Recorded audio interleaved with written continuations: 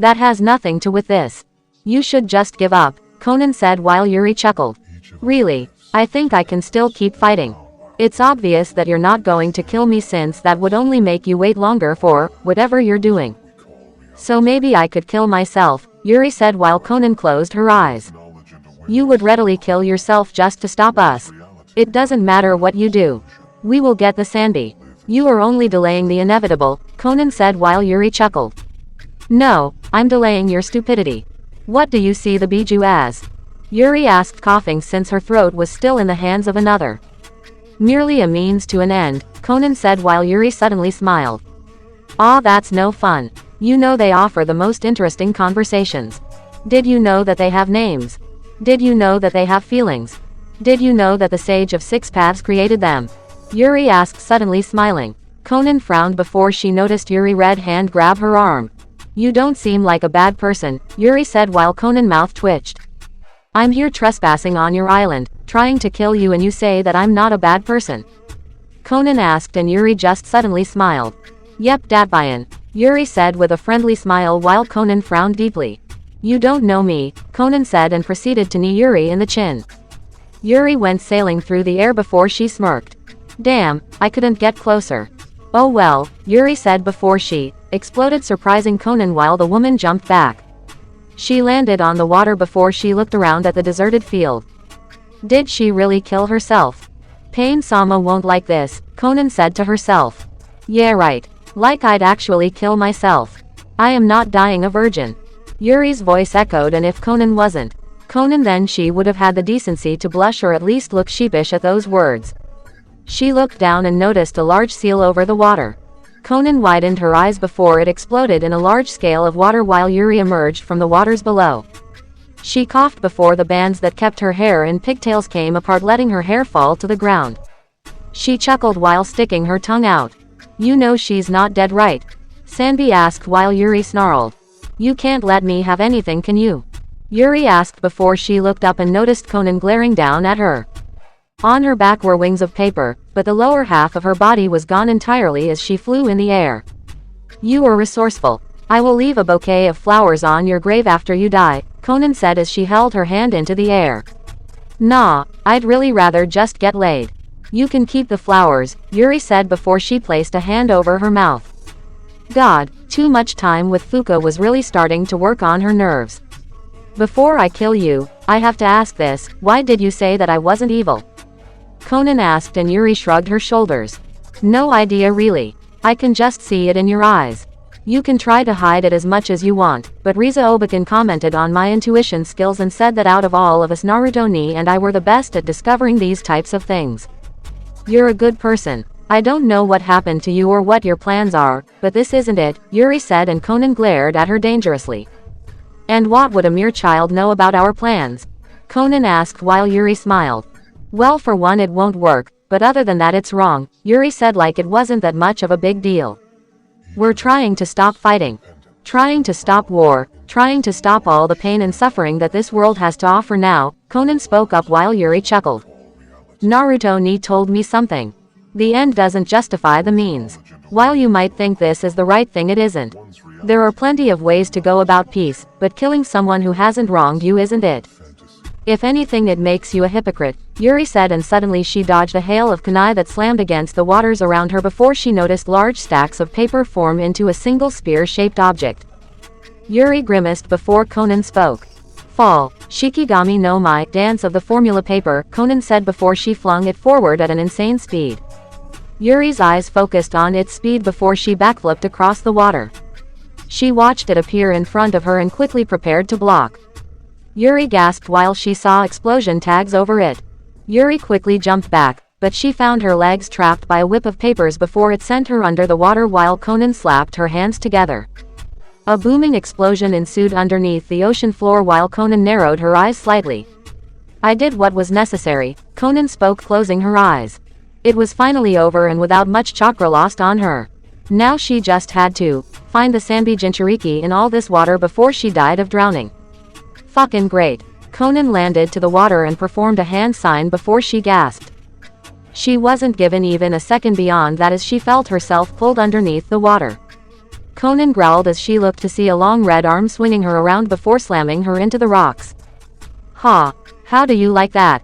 Yuri asked mentally while she grinned. She quickly went to her second tail before using them both to propel forward while Conan emerged from the rocks. She glared at Yuri while the Uzumaki girl smiled. She quickly opened her mouth and Conan was forced to block a shot of compressed water that slammed against her soggy paper. This wasn't good. She had to get out of here. This girl is becoming an annoyance, Conan thought to herself before she noticed Yuri roar, sending a booming wave of water through the water. Conan quickly pushed her chakra into her legs and shot forward to get to the surface while Yuri smiled. Sorry, but you're in my domain now. Yuri smirked, blasting for Conan. She quickly let out a punch and then slammed Conan in the chest. The woman coughed while Yuri grinned, but she seemed greatly annoyed once Conan vanished in more paper. Damn it, enough with the paper already. They quickly began to spread before they wrapped around her face. Yuri widened her eyes before she found herself asphyxiating while Conan held up a hand sign. Yuri gasped as a chilling feeling of lightning coursed through her body, knocking her out and sucking away her chakra. She fell through the water while her cloak left her. Conan grabbed her arm and swam forward, emerging from the water with a cough before she flung Yuri out as well. Conan looked at her unconscious form before shaking her head. Looks like you were wrong about me, Conan said before paper started to surround Yuri's form. However, Conan looked very surprised when she noticed Yuri's body dispel in dozens of crows. Conan frowned deeply now. She was very, very, very close to trying to blow herself, Yuri, and her interloper all to hell. Conan turned around and she noticed Itachi holding in his arms. Itachi, you're supposed to be dead, Conan said, trying not to sound so surprised, but Itachi read through the lines well. It was too long since Yuri was gone and we could hear the explosions happening. You should leave. Shikyo-sama will be very angry with you if he finds out that you've been here attacking his family, Itachi said while Conan shook her head. Either you hand her over or I kill you and take her from you. It's obvious that you're back by some unknown way, but now you're an enemy of Akatsuki and you will be treated as such, Conan said while Itachi's eyes never left hers. They are coming, Conan-san. The entire family is coming over here and even your skills aren't able to handle Riza-san. Even you know how strong she was. If you don't want that, then I would suggest that you get out of here, Itachi told her, and Conan didn't let it affect her very much.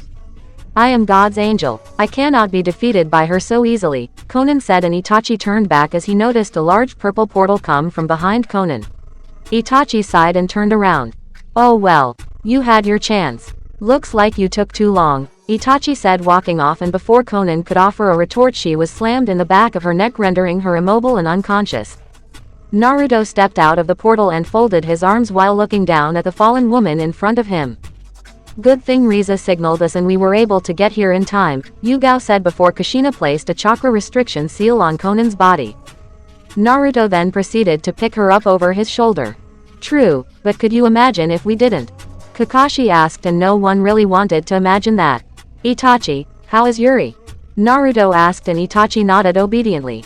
She is hurt, but she will be fine. We had training before she was attacked, so I'm sure that she was tired already before fighting. She must have had it hard, Itachi spoke while Naruto fondled Yuri's hair. He smiled before nodding. But if they have enough information to know that she was here, then we're not really a secret, are we? Sasuke asked while Kushina took a step forward. Sasuke, Naruto patrol the outer reaches of the island. Don't let the civilians catch on, as we don't need them to be riled up for something that doesn't truly concern them. Kakashi, Yugao, go with Itachi and take Conan-san to some containment, Kushina said before she felt a hand on her arm. No, Kushina Obakan, Yuri said, struggling to breath. Everyone glanced to her while Yuri looked at the unconscious woman. She's not evil. She's a nice person, Yuri said, still finding it hard to breathe before she slipped back into unconsciousness. Naruto smirked and kissed Yuri's forehead. Let's set her in my room. She wouldn't be able to do anything to me anyway, and I can incapacitate her easily if the need ever comes. Plus, we need some information out of her anyway. After all, that's how we operate, isn't it? Naruto asked, and they nodded, though Yugao was a little hesitant to do so. Yeah, that's how we work. Now let's go so I can get started on that letter, Kakashi said while the others agreed and shot off towards the island, leaving the ocean behind. Nighttime. Conan squirmed as she opened her eyes and she noticed the dark ceiling of the room she was in. God, her head was killing her at the moment. Well, she had been taken out at the base of the neck, which was pretty much a guaranteed takedown into unconsciousness, but she didn't think that it would really hurt that much. It was such an annoying feeling that had welled up inside of her. Oh no, I didn't undress you. That's a little crass, don't you think? Trust me on that much. Ka-chan and Riza-chan did that. They said your clothes were wet from the ocean, so they are drying. Sorry for the hard hit, but I figured that since you're with Akatsuki, then I assumed it would take a lot of force to make you unconscious, Naruto said while Conan slowly relaxed, but refused to drop her guard around the young man in front of her. You didn't kill me? Conan asked, and Naruto shrugged. Well, that would make us no better than you, wouldn't it? We don't run that way, Naruto said while Conan looked at her sheets. We were prepared to just throw you in our sealed cells until we could deal with you, but Yuri-chan told me you weren't a bad person, so that kind of swayed us a little. If she says you aren't, then you aren't, I suppose. It's the only reason that you're also not tied to that bed right now, Naruto said, and Conan blinked. She thought back to the young Uzumaki before she heard clattering. She noticed Naruto placed a cup of warm tea on the nightstand for her and then reeled back. Sorry if everyone went to bed already. You were out for most of the day.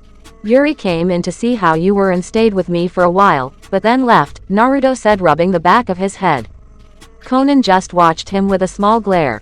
You should let me go now. When he finds out that I'm gone, you won't be as lucky with him as you were with me, Conan said while Naruto chuckled. Oh, I don't know about that. I've been pretty lucky so far. Sorry, but this is your own fault. Don't go blaming me for it, Naruto said, folding his arms while Conan sent him another glare, but Naruto matched hers with his own. So are you going to tell me who he is, or do I have to guess? Well, I'm sure that Nagato might miss his best friend, Naruto said, and he noticed Conan undoubtedly widen her eyes, and if she had chakra then he was sure that she would be racing towards him, trying to slam his head into the wall for that information. Fortunately for her, she just settled for the completely confused look on her face. How do you know that name? Conan asked heatedly while Naruto frowned. What are you going to do even if I do know it? I know where you guys are located. I could go take care of him right now if I wanted to, but how am I supposed to do that to family, I wonder, Naruto said while Conan's sudden surprise was cut down to curiosity. What are you talking about? How do you know all of this? Answer me, Conan said while Naruto frowned. I didn't hear a please in there, Naruto said while Conan frowned. You're not really in a position where you can force me to tell you anything now, are you? Naruto asked, but he and Conan knew the answer to that question. Conan held her head down while Naruto stood to his feet. Don't want to see her now? Naruto asked mentally, and everyone knew he was talking to Yahiko. No, Shikyo-sama, this will be enough for now. Jiraiya-sensei wasn't lying. She really has grown into a beautiful woman, but she can't see me just yet. I appreciate this, Yahiko said in return while Naruto went for the door. You can try to escape if you want to, but the chakra restriction seal isn't coming off except by an expert Fuinjutsu user. Good luck finding one that isn't one of us, Naruto said, offering Conan a wink before closing the door. Conan heard his retreating footsteps and she placed her head on her pillow, then closed her eyes. Nagato, I fear this is one person that even you shouldn't trifle with, Conan thought to herself before she turned to her tea. She was rather hungry and thirsty. They wouldn't poison her, would they? Maybe just a sip. Conan ended up drinking the cup clean before the tea's essence put her to sleep. It was night and it was obvious that she wasn't going to be going anywhere for a while.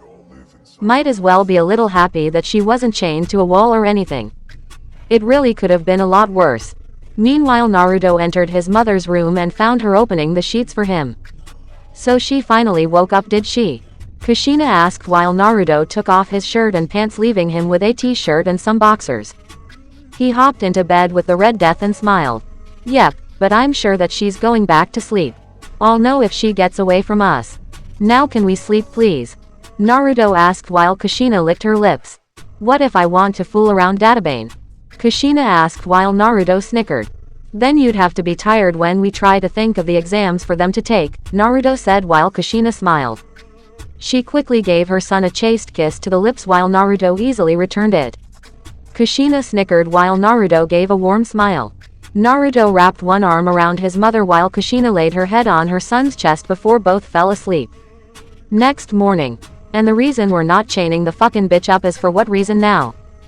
Yuya asked irritatedly while the others gathered around. Well, other than the fact that the sealing chamber is still under construction as a part of the reason. We didn't include that because we didn't plan on taking any hostages here, Naruto said. And killing her? Yuya asked. She's a good person, Yuya Nichan. Yuri said, and Naruto pointed to said redhead while Yuya groaned aloud and banged her head against the wall talking about her family. Riza had seemed to let her daughter's cursing slide this one time. So where is she now? Gurren asked, and Karen looked out the side of the hall. Kamachi-san just went to check up on her as well as deliver her breakfast. That was about 5 minutes ago and she would have returned to us before that time if Konan-san had left, Karen said while the crystal-wielding Uzumaki nodded with that. But still, Yuri, how did you hold off an S-rank shinobi? That was amazing, Yura said while Yuri chuckled sheepishly. Lots of diversion tactics in that one, Ne-chan, Yuri said while Yura sighed and held her head in her hands muttering, what am I going to do with you? It was something that made the others laugh if only slightly at the sudden ordeal that Yura would be dealing with. So how was your mission, Sasuke, Ka-san? Itachi asked, serving both some tea. Sasuke snorted while he rested his head in his hand and his elbow on the armrest of a chair while Yuna leaned on the headrest above him. I don't see how it was that hard to take them down. Why did the Anbu take so long to get that done? Sasuke asked, and Kakashi smiled. Well, apparently they weren't able to go to the extreme lengths that we did. It was very risky, but at least we got it finished, Kakashi said while Naruto chuckled darkly. And they will never be doing that again, will they, Kakashi-sensei? Naruto asked, straining himself while Kakashi held up his hands defensively, hoping to quell his blonde partner for now. Mama, Naruto, it was for the good of the mission, Kakashi stated, trying to defend himself. Naruto just lowly growled about lowly bandits keeping their damn eyes back in their sockets where they belonged and not glued to his mother, though Naruto couldn't deny staring at his mother as well. God, that dress got him hard. However, Shikyo-sama, I do believe that we have to discuss the person that you spoke of. The one you and Jiraiya call Nagato. If he's the leader of AIM, then he's the leader of Akatsuki, but I want you to know that while the way he's doing things is a waste, I still think that he's really trying to achieve peace. In his own way, Itachi suddenly vouched, and everyone sighed. Though that they are able to get here is concerning. We haven't really thought about the island's security, have we?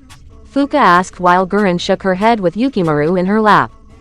Unfortunately not. I've been busy dealing with Konoha's own security barrier problems that there wasn't much of a time to go over this island's, but I think I see the danger to that.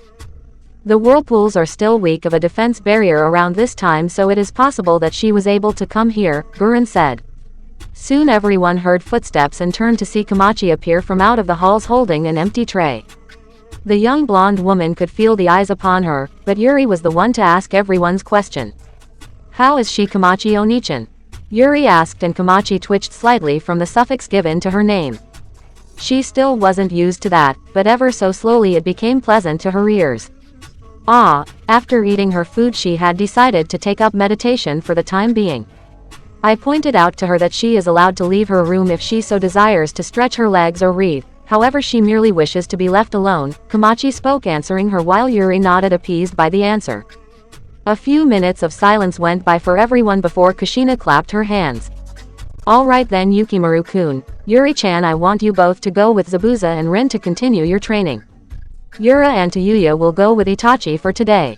Remember, we can't stay here for very long, so we'll get as much training in as we can, Kushina said, getting the others to nod, agreeing with her. Yuri groaned, but she and Yukimaru hopped to their feet, as did Yura and Yuya. Itachi guided the latter two outside while Zabuza grumbled before taking his large sword and urged the two young Uzumaki to follow after him and Rin. The groups disappeared from the Uzumaki clan section of the island while Kushina stood to her feet.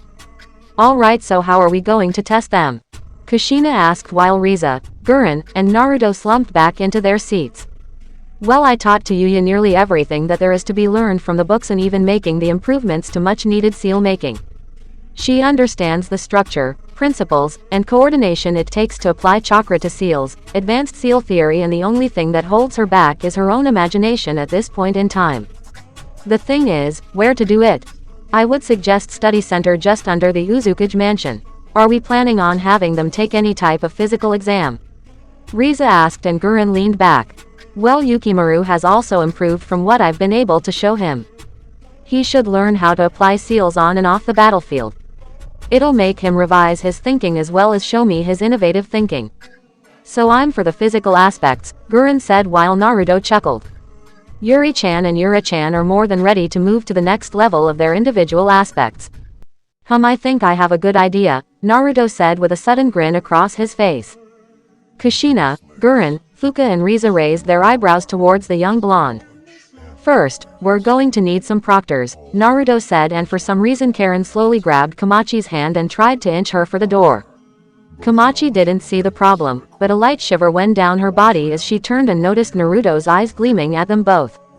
Oh fucking hell. Sometime later, a knock came to Conan's door while the blue-haired woman gave a small sigh of her lips. She noticed the doorknob shift and she saw Yuri come through the door. Yo, Yuri said while Conan blinked. She watched the young girl come in and make herself comfortable. Conan soon tuned the young girl out and closed her eyes to meditate. The room was silent, uncomfortably so.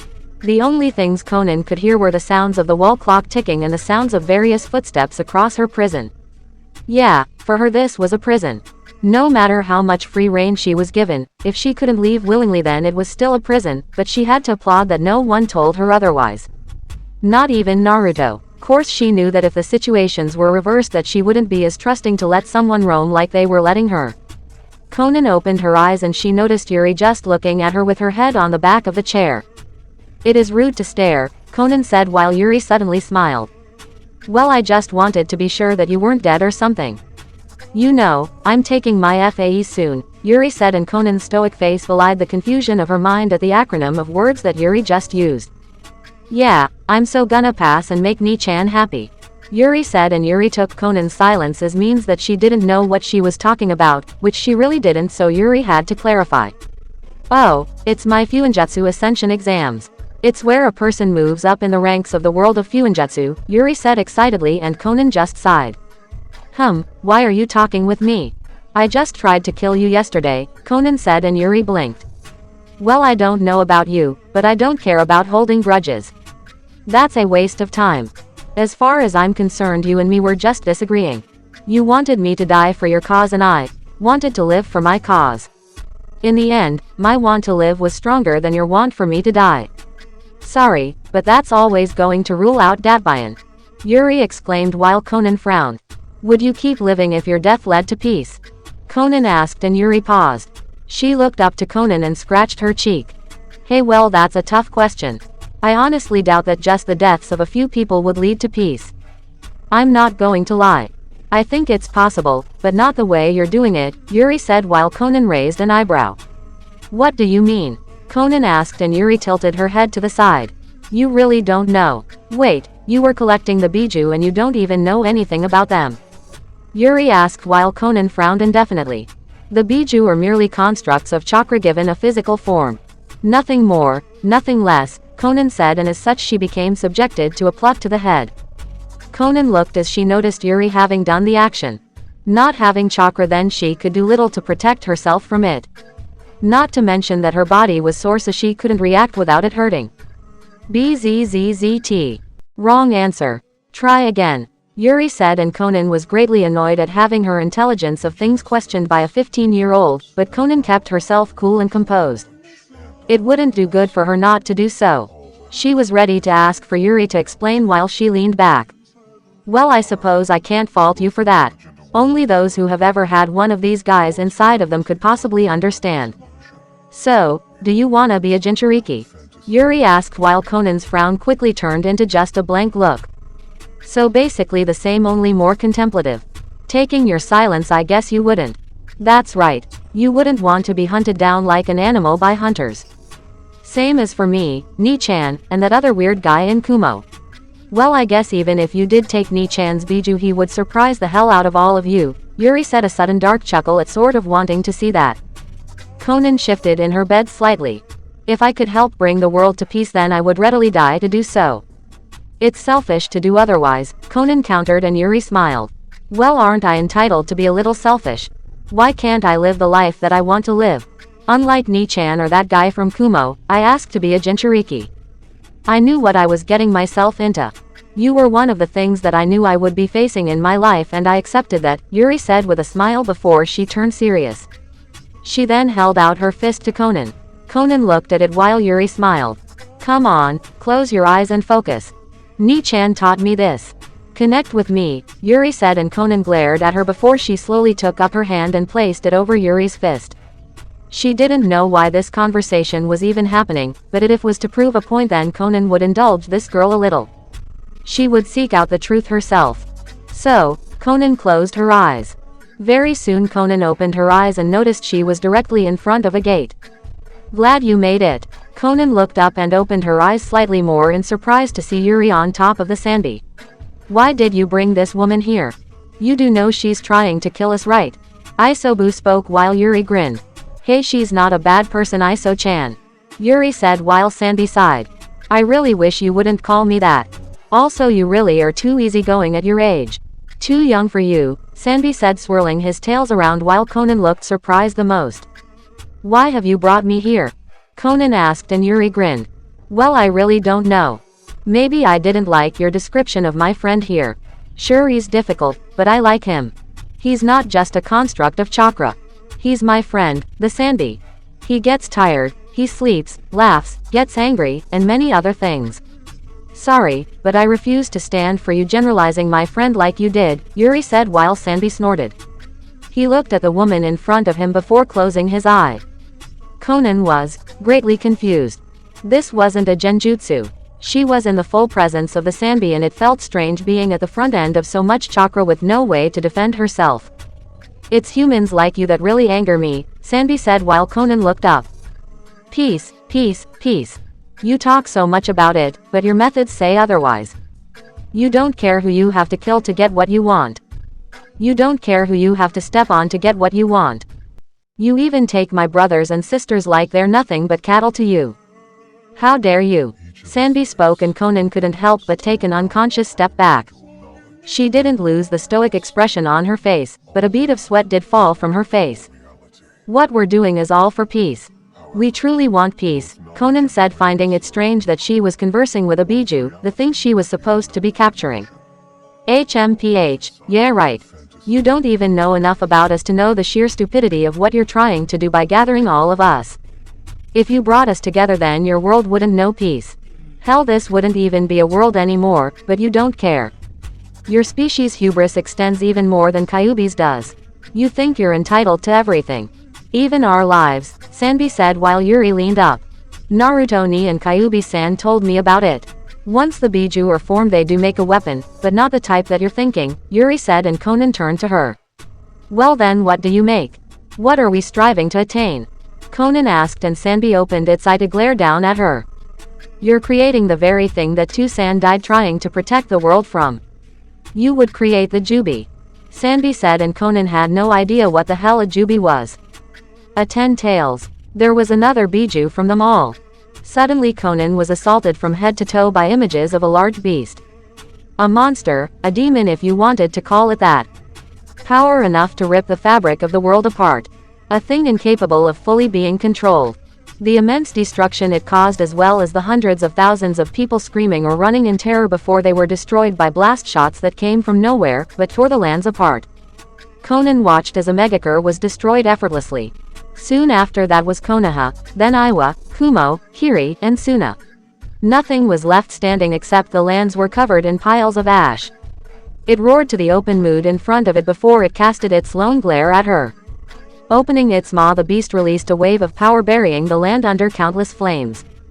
A monster with no emotion, little intelligence, no morals, and too much power, but she also saw a tree.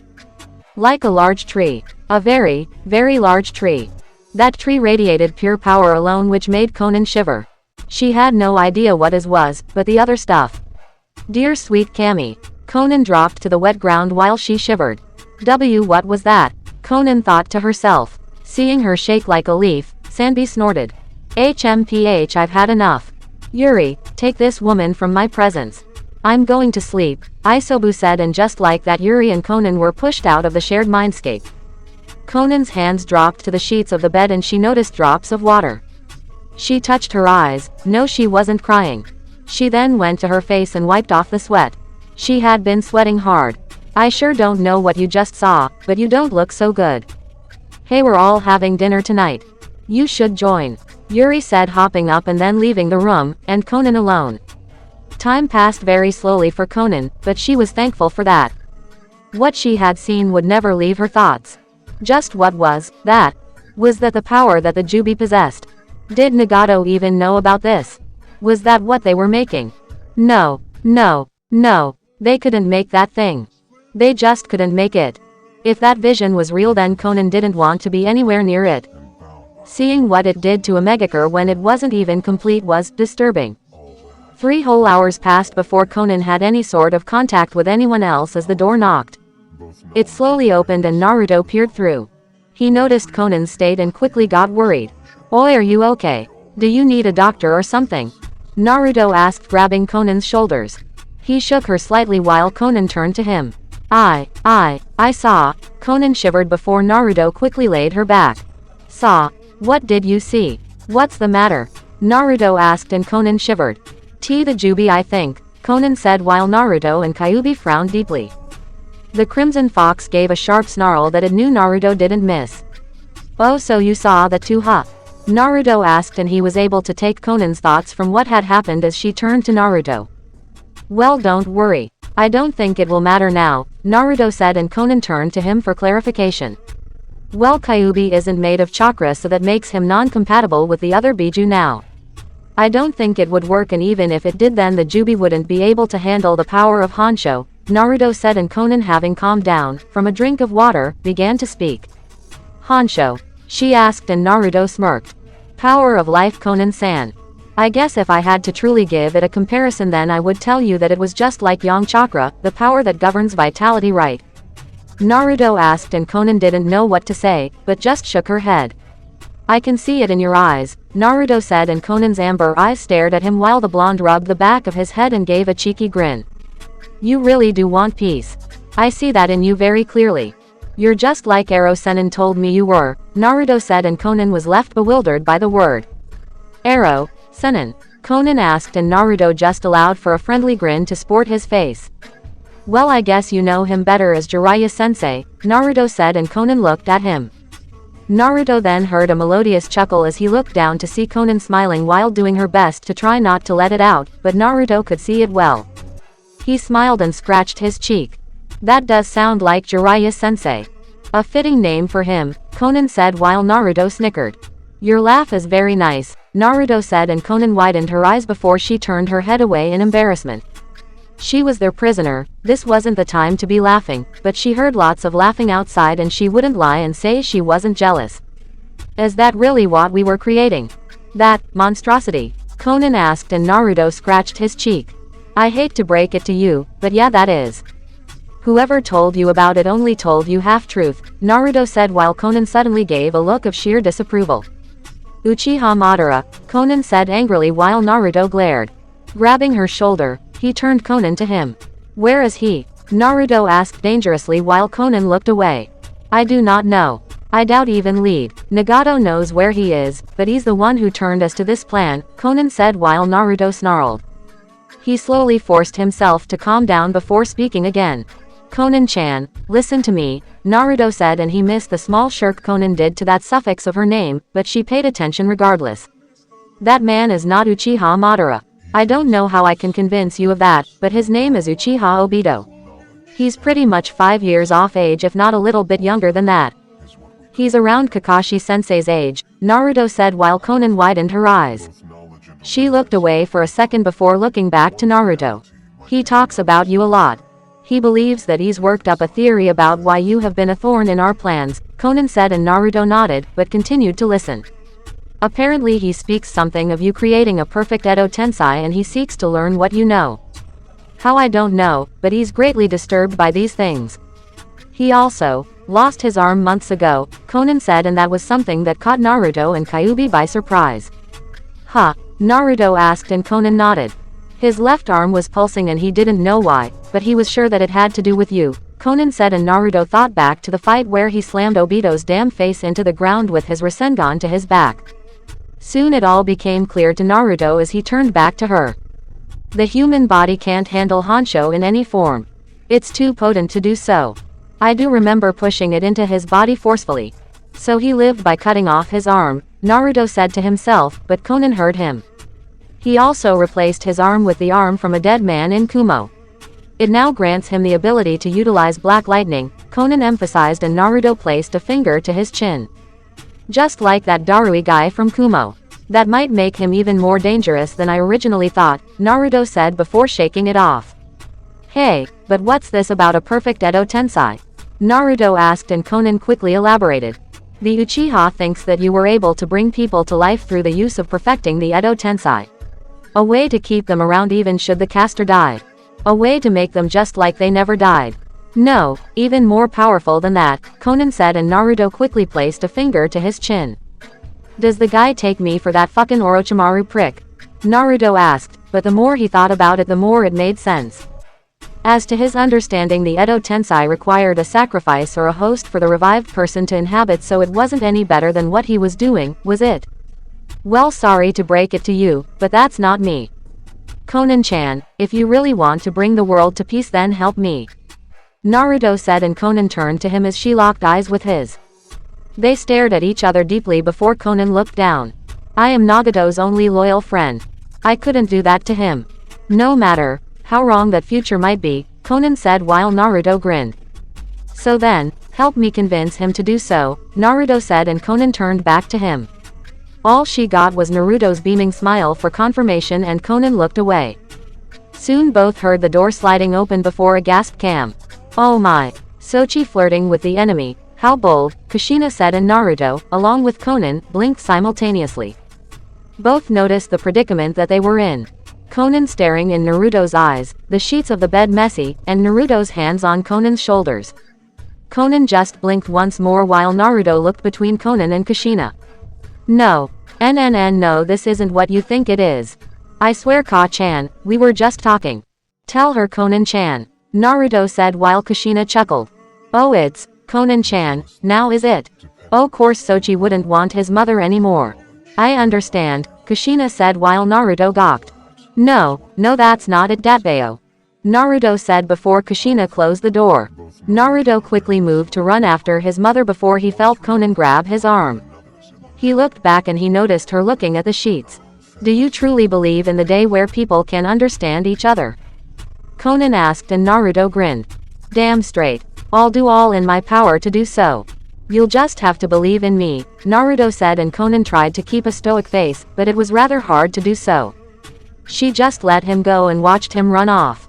Konan was left looking at her sheets before her gaze turned her to look out the window at nothing in particular. Nighttime. Everyone was eating their dinner and talking with each other while laughing was heard. Riza and Tayuya were in each other's face about Tayuya's cursing again. Komachi's eyebrow was twitching while Naruto held food to her mouth for her to eat. Kushina and Riza were talking while Gurren and Fuka spoke of other things. Kakashi and Rin just laughed at seeing the interactions. Yugao was doing the same while Itachi and Makoto just sighed at the rowdy bunch. Yuri and Yuro were reviewing some things with Yukimaru.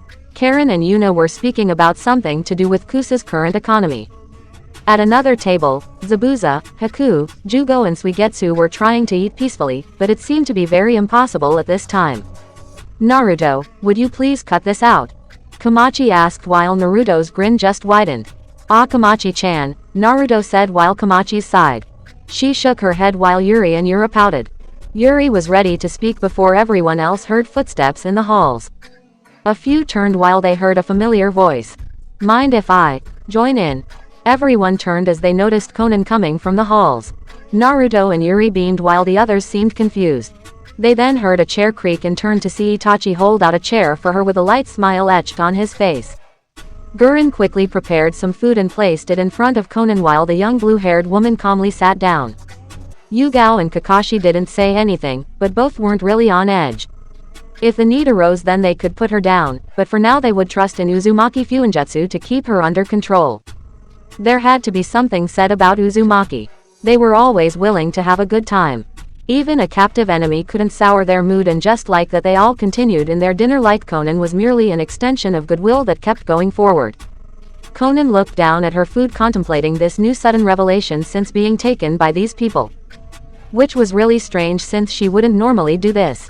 Something was going on and Conan wasn't sure what it was, but she felt like she couldn't complain with it. It made her very happy in some ways.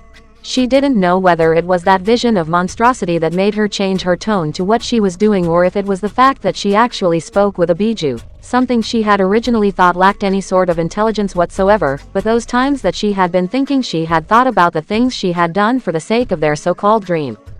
She wondered if she deserved these things, but what could she do? Coming to think about it, death was such a loose term around her. Such a term that she felt the term, alive, or life, were a single rarity that she never had the true feeling of knowing, but she got that here. Even if she was a prisoner, she didn't feel like it. She just kept seeing a house full of family and friends laughing the night away. It seemed so opposite of her nights alone when Nagato was gone, or even when he was there with her in their tower. She felt a hand on her shoulder and Conan turned her eyes to see Itachi looking at her. "You were never truly with us, were you?" Conan asked, and Itachi didn't shy away from her gaze. He had died already and now he was living. That past of his life was finished. "No, I wasn't," Itachi answered honestly while Conan just looked at him before looking back down to her plate. "Somehow I always knew. You didn't seem like the type of person to get involved with those like us, or I at least believed that you saw different to our goals. I never called you on it, however. Maybe inside I wanted you to betray us so that we could stop this, but I never spoke up about it. Now I guess I'm glad I didn't," Conan said, and Itachi turned forward, but Conan soon felt another hand on her shoulder. She turned and noticed it was Naruto. "Conan-chan, when we're finished, go to your room and wait there. There is someone who really needs to talk to you," Naruto said, and Conan could see the power his blue eyes held as they more or less forced her to nod. Seeing her agree, Naruto pulled back and continued to chat with the others while Itachi leaned back. "I will say only this, Conan-san. Keep an open mind and don't let other opportunities pass you by," Itachi said, and Conan didn't feel like thinking about this anymore. She just took her chopsticks and ate in the warm atmosphere of the people around her. Later, Conan sat on the edge of her bed, in the dark, while she looked at the time. It was 10 minutes from midnight, and she knew that when she didn't appear before Nagato in little over 4 or 5 days with Yuri in her hands, then he would coming looking for her, and woe to the places that he would search for her. Though Conan was sure he wouldn't go that far and attempt all concentration on himself. He wouldn't expose their activities just like that, even if they had made themselves rather an issue once they had kidnapped the cage. There wasn't much keeping them hiding except for the fact that no one wanted to fight an S-rank shinobi, let alone an entire group of them. But what was she supposed to be waiting for? She didn't understand. Soon Conan's room slowly lit up in a light. She didn't cover her eyes because the light was coming from behind her. She couldn't mistake this for the moon because it was warm, and it was even more bright than that. Jiraiya-sensei was right. "You really have become a beautiful woman, Conan," a sudden voice said, and Conan twitched. She resisted the urge to bite her lower lip as a wave of familiar emotions washed through her face. She shivered slightly while the person behind her chuckled. "Come on, I don't think you were one to be so cold to people," the voice said, and Conan turned her head to see Yahiko staring at her with a small smile on his face. Time seemed to stop for Conan as she stared at his presence. "Hi, Conan said while Yahiko nodded slowly. He then noticed Conan pulse her chakra as if to get rid of the possible genjutsu in front of her. She did it once, twice, thrice, and many more times, which made Yahiko give her a deadpan look. "Please stop doing that," Yahiko said, and Conan just opened her mouth, but words died in her throat.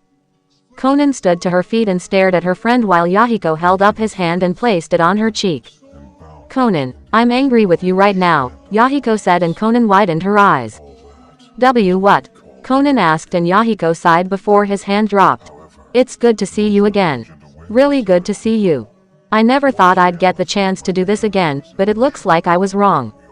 I will have to thank Shikyo-sama from the bottom of my heart, and so should you," Yahiko said, and Conan soon paused. "How do I know you're really Yahiko? Just because I can't dispel you doesn't mean that there might not be a genjutsu over me. If this is Naruto-san's doing, then, captive or not, I will make it clear of the boundaries in which he does things. You're supposed to be dead and gone from this plane," Conan said while Yahiko folded his arms. "Well then I'd just have to stop you, but yeah, how for you to know that this is me? I figured that had I spoke of Jiraiya-sensei then it was enough, but perhaps I should do a little more. Let's see, you share my birthdate, February 20th, and blood type, O. My hobby was, and still is, fishing. We shared a kiss one time before we had more than 5 members of our organization, and I remember that you have a cute dimple on your. Yahiko grinned while Conan looked at the ground. That will be enough, Conan said, shivering before she dropped to the ground, not even caring that tears were falling from her eyes. She tightly closed her eyes to keep them locked in place while Yahiko just looked down at her. His eyes softened before he sat on the bed and caressed Conan's hair. He let her go on for that. How long she was going to do it, he didn't know, but he would bide his time. What he wanted to talk about was important. A full 5 minutes passed before Yahiko was given an indication that Conan was finished, as she had leaned up and turned to look at him stoically, like the scene he just bore witness to had never existed. Now what did you mean that you were upset? Conan asked while Yahiko stood to his feet before lightly bopping Conan on the head. I told you and Nagato to stay away from him. I told you not to get involved with him, not to trust him. You actually went with this plan for the Biju. What's wrong with the both of you? Yahiko asked angrily, and Conan felt uncomfortable. She was still trying to process all that was in front of her, but she could at least deal with his question. When you died, Nagato changed. He became colder, more of a tyrant. I admit that I didn't help much, but I didn't think there was much I could do. As his only friend left, I had to support him. I didn't know what he would do without me, Conan defended, even if it wasn't much of a defense to go by. Yahiko sighed and passed through Conan, getting a shiver from her before he looked out the window. This wasn't Akatsuki's purpose, Conan. You know that. Killing people who had nothing to do with us. That wasn't what we were taught. Once I became Shikyo-sama's summon, I was able to catch glimpses of his memories that he shared with me. You actually went far enough to attack Suna's cage? Yahiko asked while Conan bristled, but kept firm with it. But I didn't. Conan was cut off by a hand from Yahiko. Your organization, your responsibility. Somehow I feel this falls on me as well.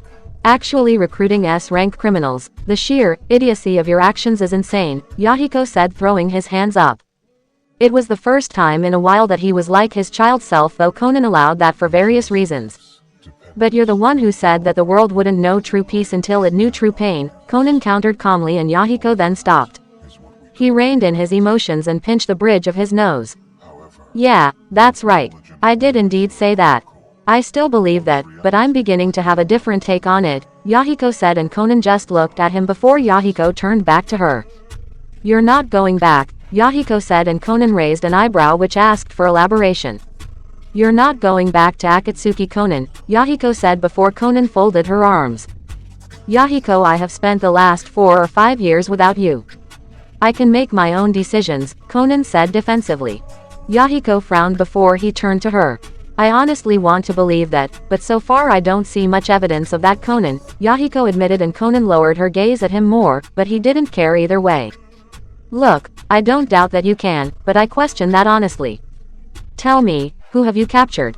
Yahiko asked, and Conan at least had the decency to look away. I haven't captured anyone just yet. The 6-tailed Jinchuriki still roams around in the world, I think, Conan said while Yahiko sighed. I swear, you and Nagato. How is he doing? What's been happening since I was gone? Yahiko asked, and Conan quickly composed herself. Nagato has assumed control over Omegakure. He leads along with me and we try to keep the peace where we can. He killed Hanzo, but he also wants to find Danzo for what he did to you. He believes in your philosophy and wishes to carry it out. He wants to assemble the Biju into a Kinjutsu technique to strike all the nations. People will buy the weapon from him when no shinobi are around to take mission, and over time they will be afraid of the weapon's power, providing temporary lapses of peace through the thing known as the cycle of hatred, Conan said while Yahiko placed his head in his hands. No, no, no, no, no, no, no.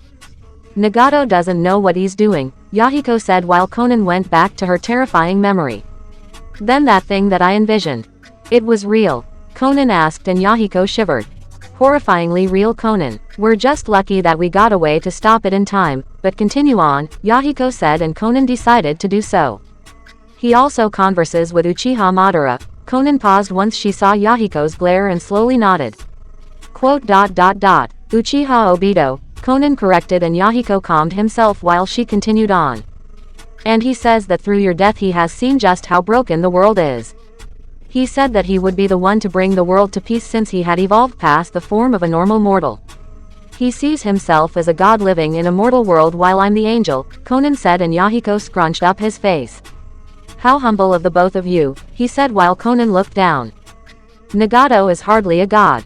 Hee, even with all his power Shikyo-sama isn't even a god, Yahiko said while Conan looked up.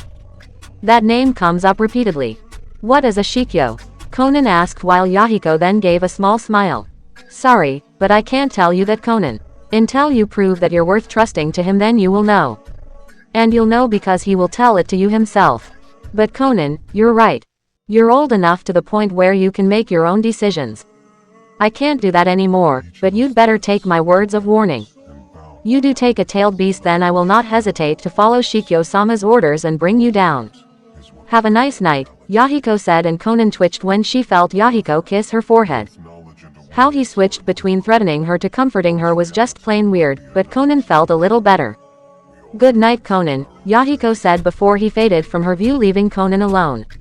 She was once again alone in her room, but she couldn't stop the light smile on her face. Touching her forehead, she found it to be very warm. She sat on her bed before her head slowly went to the pillow for sleep. She would have some things to do tomorrow. Next morning. Are you sure about this? We don't trust you enough to let you have access to your chakra and not run away even with this revelation you claim you had, but I certainly won't complain if this is what you wish, Yugao said with her sword in hand.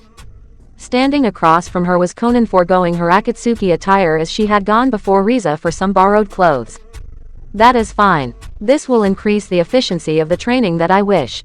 I only ask that you not hinder yourself because I do not have my chakra, Conan said before she tried remembering a taijutsu form that she had been wanting to practice. For her, taijutsu might have been non-existent since she only used her origami jutsu to work for her and led her to victory. The results of that were why she was here right now asking for assistance. Alright then, if you're so insistent. This doesn't follow any sort of protocol at all, but if everyone's watching then I don't see a problem with it. Honestly, I never thought I'd be helping our enemy with their taijutsu form. Something is very wrong here. But anyway, here I come. Yugao suddenly called out before dashing towards Conan while Conan quickly assumed what she wanted to do. Nearly everyone watched the scene of practice between Yugao and Conan. Where are Sasuke, Itachi and Yuna? Makoto asked anyone willing to answer, so Haku spoke. They said that Yuna-san and Itachi-san were going to help Sasuke-san with his newly awakened Mangekyo, Makoto-san. Haku said, and Makoto nodded with a light sigh. So what are we going to tell Konoha? We'll have to turn her over eventually, Kakashi said, folding his arms and looking out at the scene of Yugao training Conan with her taijutsu form.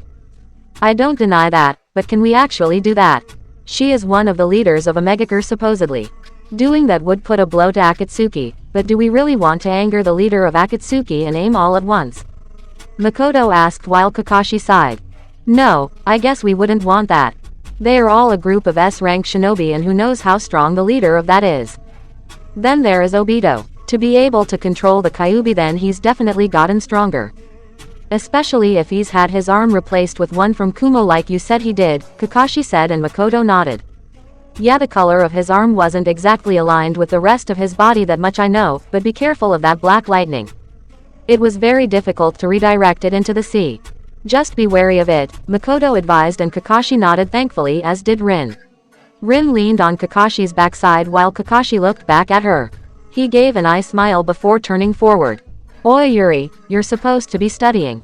Where are you going? Yura asked, coming from the halls while Yuri groaned. We've studied all freaking day, Ne-chan.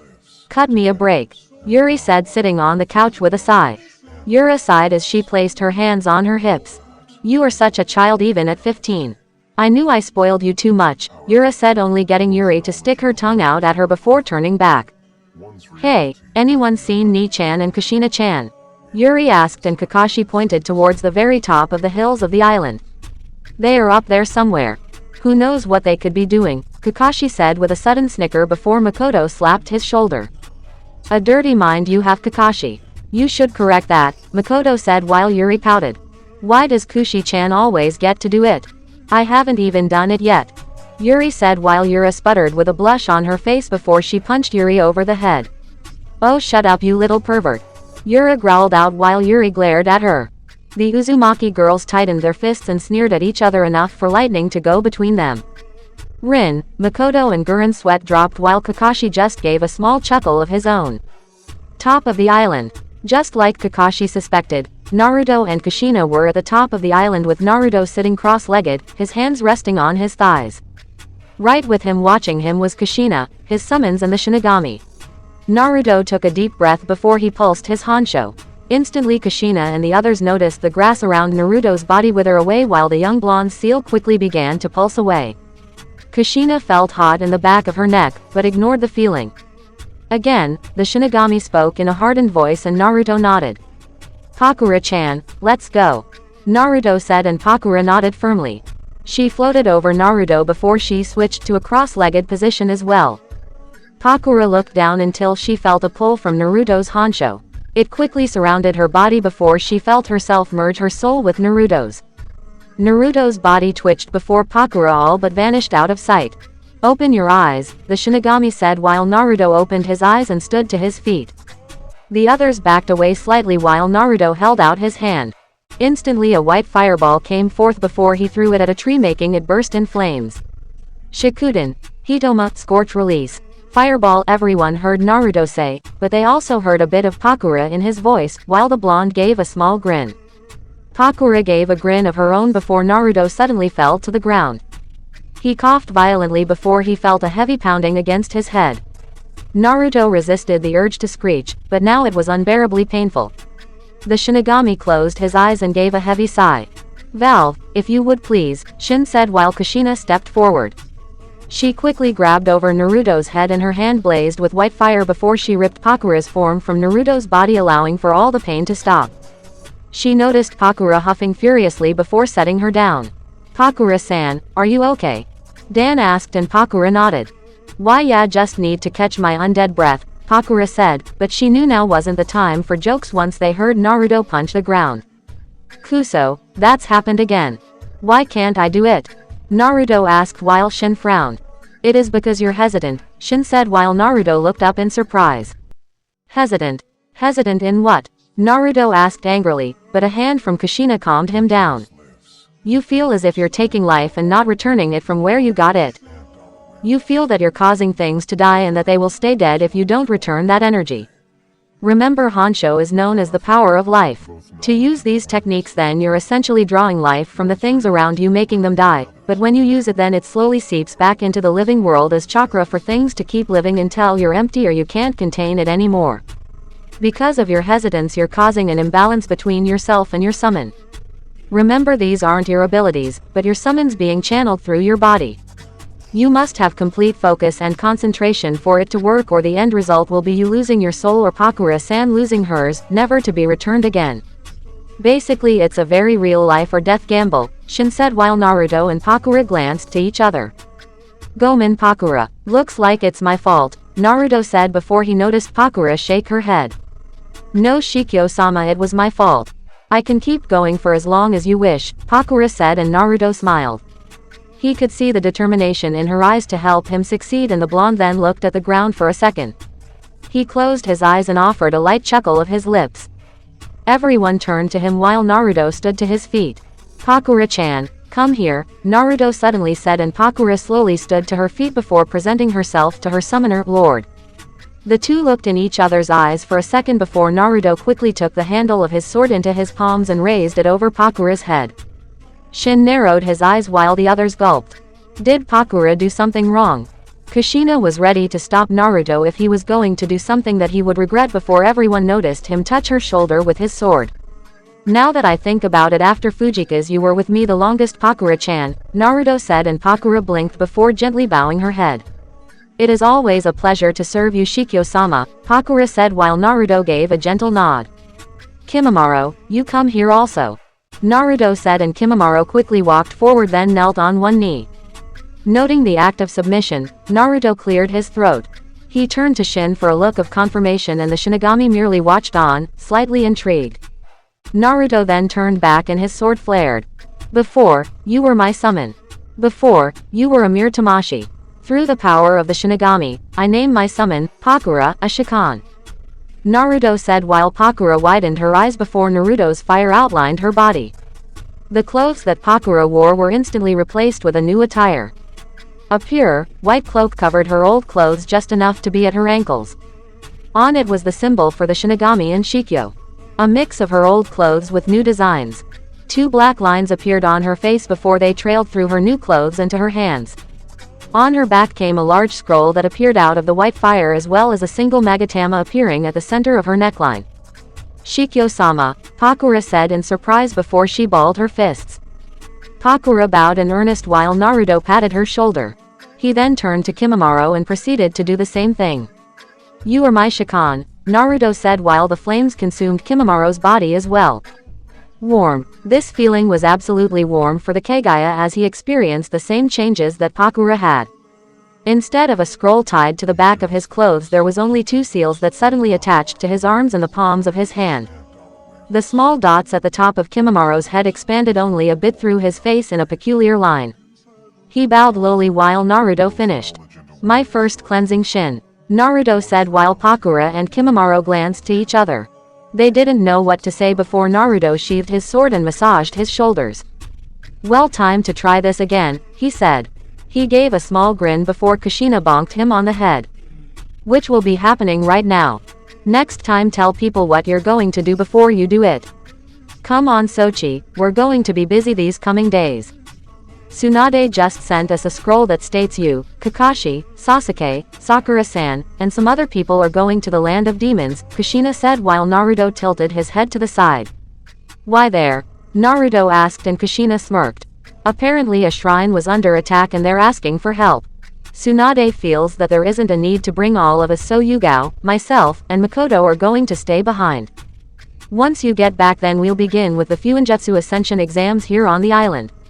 Hopefully everything will be done and we'll be able to finish on, Kushina said while Naruto just nodded with a sigh. Naruto sat cross-legged again and closed his eyes.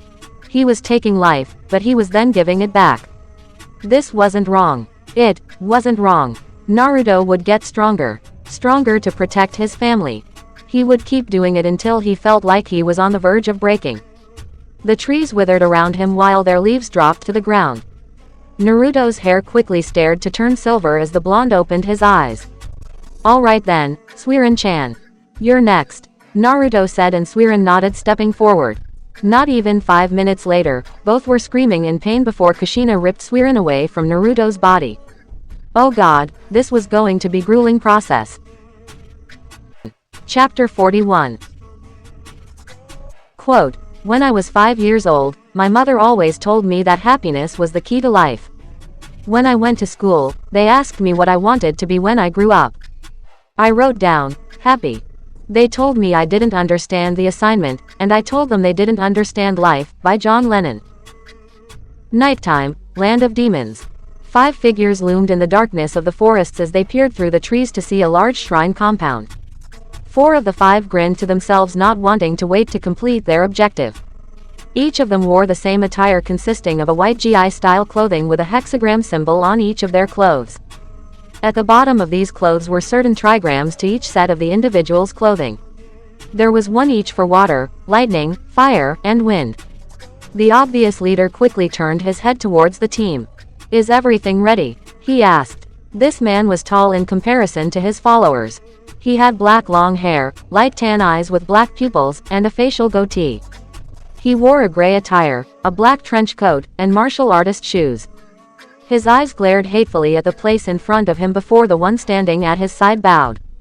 Hi Yomi-sama. We're ready to proceed at your leisure. We are your most loyal followers, the obviously identified young man next to him said. The oldest of the group nodded before turning around. Very good. Kusuna, Gitai, Setsuna, Shizuku, why are we doing this? The man identified as Yomi asked and the other 4 bowed again. They spoke in correct unison towards their leader. To the resurrection of our Lord, the great Morio-sama. They said together and Yomi gave a dark grin with a firm nod of his head. He walked to the back of the 4 as they stood in a single file line. Yes, that's right. This is our time. The time of our great Lord Morio. He will lead us to the place of greatness. Strike fear into their hearts and claim the priestess, Shion. I expect nothing but the best from you, Yomi said, getting Kusuna and his team to nod quickly. Kyoka Shoho. Chikura Chunyu, strengthening prescription. Chakra injection, Yomi shouted, and his hands were covered in dark chakra. The sounds of intense hissing were heard as dark, purplish snakes slithered from his hands before they quickly shot forward and bit into the necks of Kusuna, Setsuna, Gitai, and Shizuku. The four widened their eyes and gasped, but quickly found themselves being filled up with medically altered chakra. Soon their bodies changed, their faces changed, everything about them changed. Their hair grew out of control and the muscles appearing to their arms were evident. Go and let them know fear, Yomi said, and the four shot off to the unsuspecting shrine compound. Kaden. Hibashiri, fire release. Running fire, Gitai shouted, and guards of the priestess compound suddenly found buildings burned alive and destroyed while the four dropped to the ground. For Morio-sama. They shouted and quickly began to lay waste to the compound while Yomi looked out from his spot on the hill. This will be the day. A day of utter reckoning. Yomi said, getting a dark chuckle as he said those words and laughing from his place to see the destruction. It was a good night to release a demon after all. There could hardly be as great a night as this, that's what Yomi figured. 1 week later, Uzushiogakure. The sounds of shouting could be heard deep within the hilltops of the homeland of the Uzumaki. To be more precise, these were the sounds of intense training as the light of the sky showcased the young blonde, Naruto Uzumaki, charging towards his mother-lover, Kushina Uzumaki. The two quickly clashed, swords flaring their chakra towards each other, and Kushina couldn't hide the smirk on her face while Naruto could hardly do the same. On the sidelines, those watching were Suiran, Dan, Kimimaro, Gari, Yahiko, and the Shinigami. The latter was obviously looking at the two in front of him closely. You've stuck to Kenjutsu Sochi. Don't you think that's unfair to Pakura-san? Kushina asked, jumping back once Naruto sent a kick her way. Naruto's eyes quickly locked on her elegant form once she backed away into the trees. Do you think I'm feeling unfair, Pakura-chan? Naruto asked mentally. Pakura had synchronized her soul with Naruto. She stayed within her blonde master's body, sitting cross-legged while holding a hand sign. Not at all, Shikyo-sama. In fact, I think I'm feeling a little bored here, Pakura answered, and Naruto grinned and held out his hand. Shikuden. Kahozatsu, scorch release. Extremely steaming murder, Naruto and Pakura shouted at the same time. Kushina widened her eyes before noticing 5 white fireballs dance around Naruto's body until the blonde jumped forward. With another shout, Naruto sent one forward towards his mother, and Kushina took cover behind the bark of a tree. The fireball blasted into the trees and effortlessly consumed it in a roaring inferno of white flame.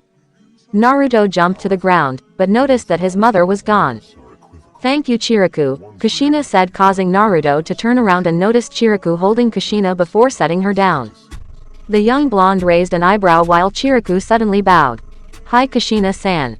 It's my duty as a summon to protect you, Chiriku said while Kushina stood to her feet. It was then that Naruto and Pakura found themselves surrounded by Kushina's own summons. Asuma Sarutobi, Tuka Senju, Deidara from Iwa, and Akasuna no Sasori were all the people that Kushina had collected herself. Turns out that Kushina could do the same as Naruto could with having summons, and the Shinigami allowed it because as Naruto's limiter of power to keep from potentially losing control, Kushina had gained a large portion of her own Honsho, and as such she could call on people as well. That didn't mean that some of them were happy about it. Damn it, why am I working for this bitch again? Even Gari is working for this punk brat, Deidara said, getting Sasori to turn to him. Deidara, be quiet. Also be respectful to our masters. They have the ability to decide both our fates. If either is in need of my service, then I'll gladly give it rather than having my soul taken to the Shinigami, Sasori with folded arms. Deidara sucked his teeth before shrugging his shoulders. You got a point there, Sasori no Danahum. Well, let's hurry up and get Shikyo-sama's training over with. Ah, I feel like I want to vomit when I said that, Deidara shivered. Naruto looked through them all as Asuma held up his knives. Tuka bowed slightly before taking a short sword. Deidara held open his hands, and Sasori, rather intriguingly, constructed his Honsho into small white wires that stuck to each individual's body. We're going to get started, Shikyo-sama, Asuma said with a grin that Naruto really didn't appreciate. 6 against 2, Ka-chan. And I can't even use the others. Isn't this unfair? Naruto asked. Suiran giggled to herself while Yahiko and Dan sighed. Kimimaro remained emotionless while Gari rubbed the back of his head. Life isn't fair, Sochi, Kushina shouted, jumping down towards her son. Be prepared, master, Tuka said, alerting Naruto and Pakura. The two quickly found themselves on the defensive as Naruto had the trouble of blocking everyone in his way. This was more senjutsu training from Shin. Naruto spent the last week training in the ways of the death god, and he'd finally made it this far with Pakura and the others. Naruto knew that he couldn't say that he was proficient, but he was getting the idea of it all. Naruto grabbed a tree branch and hoisted himself over, only to notice a small white orb in front of his face. Naruto widened his eyes while Deidara's smirk increased in size. Katsu! Deidara shouted, and the white orb effectively exploded, covering Naruto's body. Kushina gave a small smile, but it lessened when Naruto was spotted above the smoke. Ready, Pakura-chan? Naruto asked, and Pakura smiled. Hi, Shikyo-sama, Pakura said as Naruto slapped his hands together. Shikuden, Taju Hitoma, Scorch Release. Many fireballs, Naruto and Pakura shouted, with the air around the blonde's body being littered with hundreds of white fireballs. Oi oi, that's not funny, hum. Deidara shouted, and Naruto did the same as he grabbed his sword and swirled through the air. Uzu no Fukushu. Dai Uzumaki Akari, Whirlpool Revenge. Great Maelstrom Rage, Naruto shouted, and along with the raining fireballs came the rain of water missiles. Sasori cursed before he flicked his arms and brought back everyone else into cover. Tuka quickly weaved some hand signs and slammed the ground. She then noticed Kushina do the same with a small smirk on her face. Doden. Doryuheki, Tuka Senju said while Kushina shouted right after her. Fuinjutsu. Jinchi, Sealing Art. Encampment, Kushina called out, and the earth wall was protected by a blue barrier of seals until the fireballs and water shots banged against the structure, shaking it violently. Kushina brushed her chin while Deidara fell to the ground. You fuckers don't joke, do you? You really had to call me, didn't you? Deidara asked, and Kushina shrugged her shoulders. You're much more useful to me than just floating around in empty space, Databane, Kushina replied while Deidara sucked his teeth. Asuma looked up at the structure and scratched his cheek. How long is that going to help us? He asked, and Kushina sighed. Apparently not long enough, Kushina said, and suddenly everyone heard spiraling. Deidara, Tuka, Sasori, Chiriku, Kushina, and Asuma looked up to see the Jikuyugami in front of them, inside the barrier. They watched as Naruto popped out of it with a mad grin on his face, but what concerned Kushina was the Rasengan in his hand. It was pure white with just a hint of red at the center of it. Naruto shouted at the top of his voice as his Rasengan slowly grew in size. Holy shit! Deidara shouted. Everyone quickly gathered around Kushina and focused their chakra. It wasn't an instant, but Kushina was warped away as Naruto spoke. My newest technique. Tell me how you like it, Naruto said as he slammed into the ground with it. Shikuden. Rasenkaho, Scorch Release. Spiraling Extreme Steam, Naruto and Pakura yelled in complete unison. Everyone was surprised when the area was covered in a blinding explosion of white light. Suiren and the others couldn't resist the urge to cover their eyes as they floated away. Kushina blocked her own eyes, but she knew she didn't have to worry about her summons. They would be fine since they were already dead. She at least hoped, anyway. Nearly everyone missed the miraculous explosion of harmony between Naruto and Pakura as the spiraling sphere dug into the ground, burning it extensively, even charring the dead center of it while the others floated away. This is the product of distant Senju blood, Uzumaki blood, and even very distant Uchiha blood. Incredible, but as expected from Shikyo-sama, Tuka said while Asuma sighed. He's going to be a riot when he gets older, he returned to her. Soon the light faded from everyone's view and the sight surprised them as they noticed Naruto standing in the dead center of a steaming, medium-sized crater with his hand extended. The blonde slowly panted and the sweat dripped from Pakura's face, showing that she had been panting as well. Naruto dropped to his knees and chuckled breathlessly while Pakura's hands dropped to her knees. Pakura-chan, that was awesome, Naruto said, and Pakura nodded though Naruto couldn't see it. I agree, Shikyo-sama. We've achieved a lot today. However, we still couldn't get your hair to change like last time, Pakura answered, but Naruto waved off her concern. One step at a time. Considering how we were a week ago, then I'd say we did good, Datbeo, Naruto said, and Pakura shared in his sentiments. That is enough. The dark voice of the Shinigami rang through everyone's ears. Kushina sheathed her sword while her summons bow then took up residence within her blade. Naruto nodded and Pakura slowly released herself from Naruto's body, allowing them to separate from each other. Pakura stood next to the others while Shin floated down to Naruto. You will stop here. It seems that you are able to deal with them individually, but now you will focus on dealing with two at one time. This requires an intensive amount of concentration and trust to do. More so than before, but I will not deny your progress. However, I still feel your hesitance. You refuse to completely give yourself over to the link between yourself and your summon. During your last mission, without your knowledge, I observed you. You took notice of your body. How did you feel when you used it? Shin asked, and Naruto thought back to the time of his most recent S-rank mission. His assault of that crime syndicate.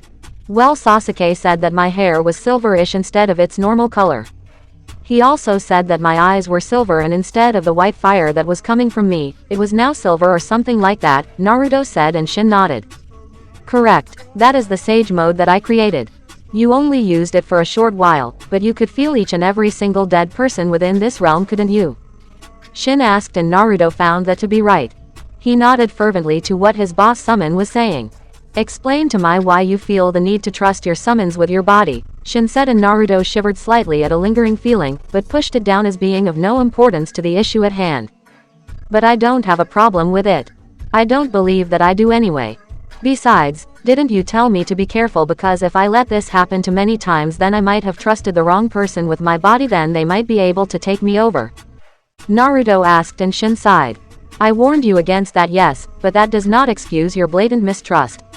If that were the only issue, then this would be resolved already. Do you believe that any of them would want to do harm with your body? Shin asked, staring at the six of them. Suiran, Dan, Yahiko, Pakura, Kimimaro and Gari looked down towards Naruto while the blonde looked back up at them. He looked them all over and over before shaking his head. No, I don't. I have a feeling when I pick people. I feel like I can understand their intentions of that happened, Naruto replied. Kushina narrowed her eyes to what she heard.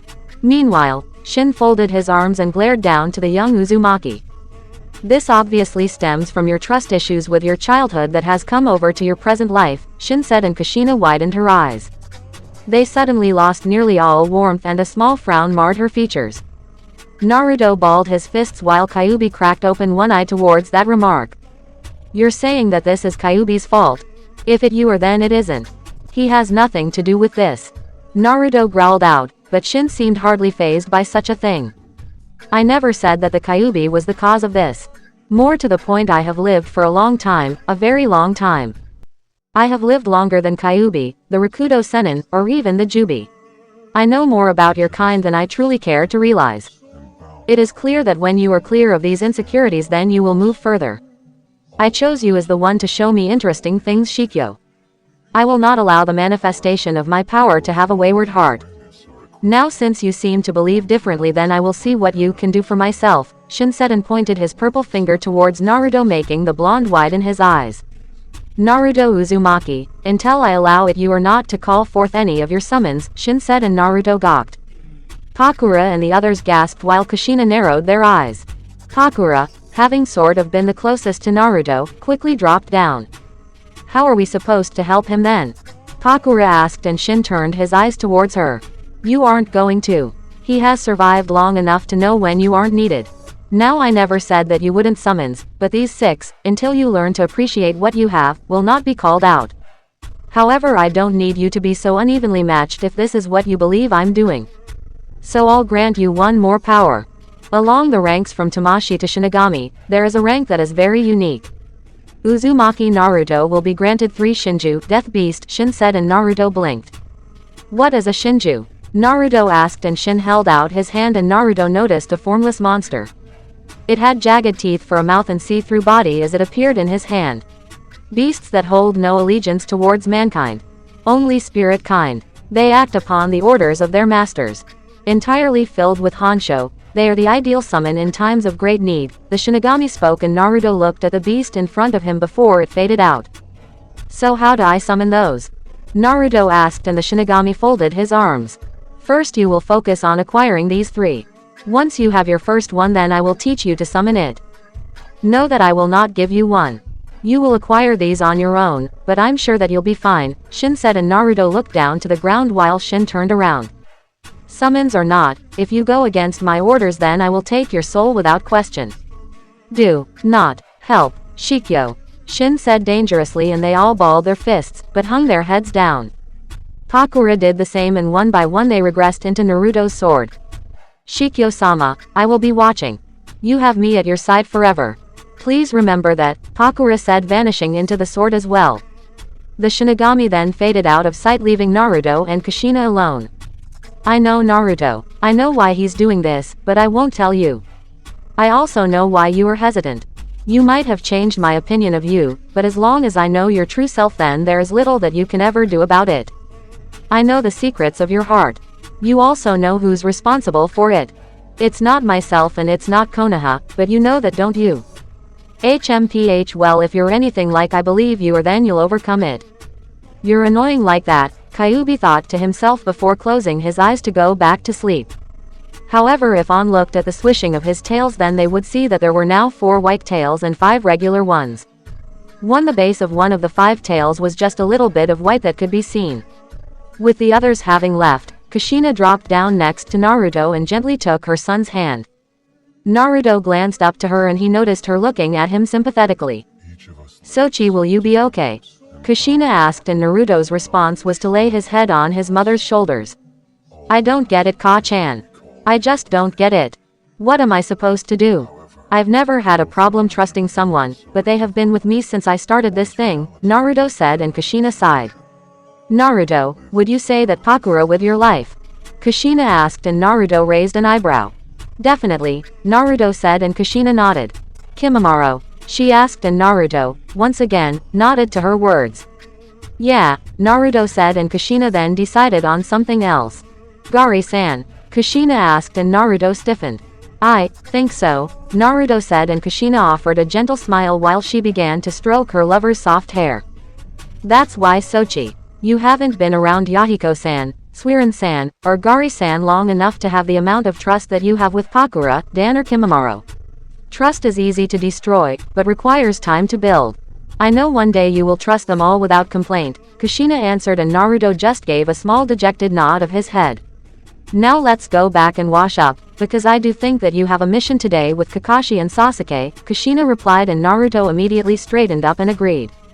Planting a small kiss to her lover's cheek, Kushina gave an assuring smile to Naruto that everything would be alright for him.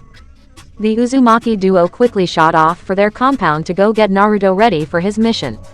Room, with Konan. Konan sat on her bed meditating about the things that she had learned.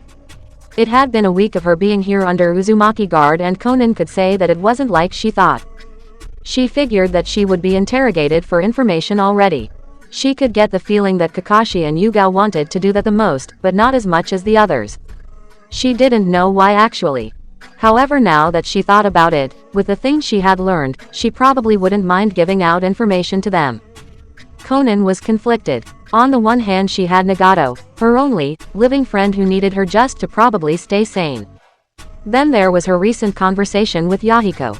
Now that was a surprise. Konan couldn't deny that once she recounted their life then Akatsuki had gotten off its purpose. On one side she had Nagato and on the other was Yahiko. What was Konan supposed to do? She didn't know for once. As calculating as she was, she still didn't know how to make something like this work. Maybe if I found a way for Yahiko to see Nagato. Would that work? I doubt that it would. First I would have to find out who this Shikyo is so I can plead with him to even let me get that far. Yahiko said that he would tell me when I was ready for it. So that means that he thinks I'm not ready right now. It has to at least be someone on this island or in this compound, but that's too many people. I know it's a man because Yahiko said that he would show himself. Uchiha Sasuke, Hatake Kakashi, Kazuka Suigetsu, Tenbin no Jugo, Uchiha Itachi, Momochi Zabuza, Uzumaki Yukimaru and Uzumaki Naruto. That is a lot of groundwork to cover. Not to mention that it's been a week since I have been gone. Nagato will probably assume the worst. I don't want that to happen, Konan thought to herself over and over until she felt a tap on her leg. She slowly opened her eyes and she took in the form of the second youngest Uzumaki staring at her. Yuri gave Conan a small smile along with a light wave. I was worried since I didn't see you for dinner. What are you doing in here? Yuri asked, and Conan slowly sighed to herself. You love to intrude upon people's business, do you not? Conan asked, and Yuri scratched her cheek. Well, forgive me before being worried, Datbayan. Ni-chan, Kakashi-san, Sasuke-san, and Yugao-san are leaving on a mission. I'm going to miss them. Well, I'll still have Zabuza-sensei to train with. He's fun, Yuri said, and Conan looked out of the window to see the sunny fields of the backyards of the compounds. You felt that you needed to tell me this? Conan asked, and Yuri gave a defeated sigh, then leaned back into the chair that was away from Conan's bed. Can you be a proctor to the Fuinjutsu Ascension exams?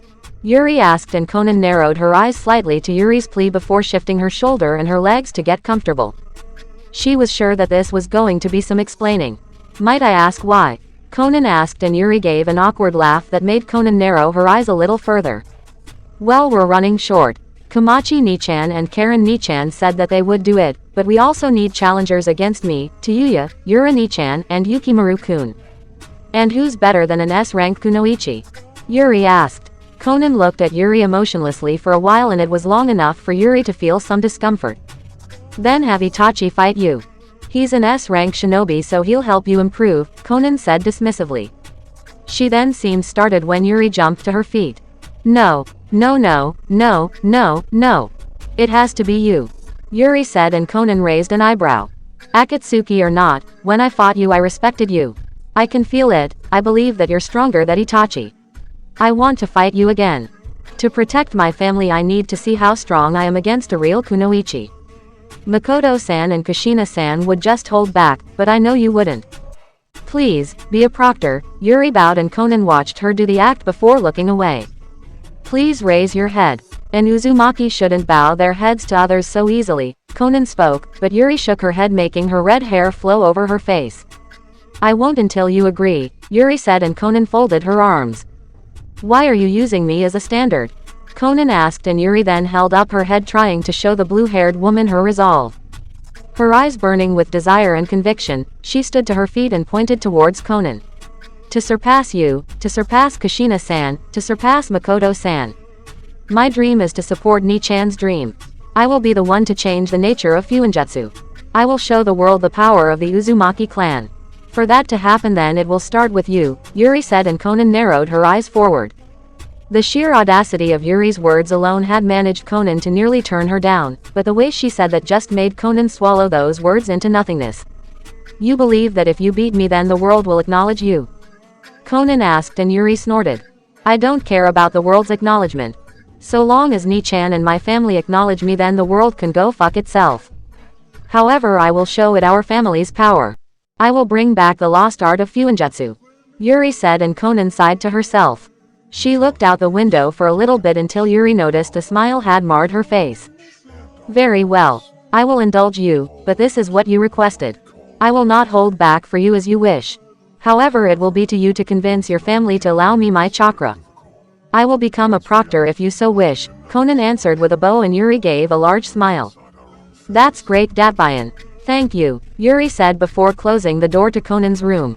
Conan heard her retreating footsteps before leaning back into her bed. What had she gotten herself into now? Living room. Naruto tightened the clips on his shoes. He tightened his sword to his waist and wrapped his scarf around his neck. Sasuke did the same as Naruto had done and placed his sword into its hilt. Kakashi finished wrapping his scarf around his neck while taking his father's sword from its rest near the table. Yugao flipped her purple hair, then wrapped her scarf around finally. She checked her sword before closing it shut. Are we ready? Naruto asked, and the three others nodded their heads. Ready as ready can be, but you would think that Godime-sama would be a little more relaxed. I wonder what's so dangerous about this mission that she needs 4 of us to go, Yugao spoke, and Kakashi sighed. Given the missions we take on a regular basis, then it's understandable. Naruto, you're going to be leading the mission this time, so you understand what needs to be involved, right? Kakashi asked, and Naruto quickly nodded. Yeah, I got it. Ba-chan gave us the scroll stating that Team Yamato would be joining us. I didn't expect that, so I guess I'll have to think of something for them. When are we supposed to meet them? Naruto asked, and Yugao sighed dejectedly. 2 hours ago, she said, and Naruto grimaced while Kakashi smirked beneath his mask. I can't believe this. Can we just get a move on? Sasuke asked. Kushina and Makoto came up to them before smiling. Do well, you five. Yuna, make sure to keep Sasuke out of trouble. We both know how he can get. Makoto giggled out while Yuna nodded, much to Sasuke's chagrin. Understood, Makoto-sama. I'll be sure to do that, Yuna said, and Makoto nodded before moving back. Then Kushina stepped forward and cleared her throat. Yugao, remember when you asked about myself and my son? Kushina asked, and Yugao slowly nodded, and everyone was surprised, even Naruto, as Kushina grabbed his collar and claimed his lips. Kakashi widened his visible eye while Makoto blinked. Sasuke pinched the bridge of his nose at the scene in front of him. Yuna already knew, so she didn't really care. Yugao, well, she was rather, still, if it had to be given a word. So that's why they've been so close. I always thought it was because Naruto never knew his mother, but I never thought this. Jiraiya-sama, I now understand what you meant before. Ika Ika forbidden love. I can't wait to read it, Kakashi thought. Naruto widened his eyes to his mother's lips as she swirled her tongue around in his mouth. Kushina gave a small moan as she showed everyone that she was no longer concerned with how they thought. This was what she wanted. Ah, Yuri-chan, Kushina-san is trying to get one over on us. The others heard Yuri cry out as she came from around the corner along with Yura.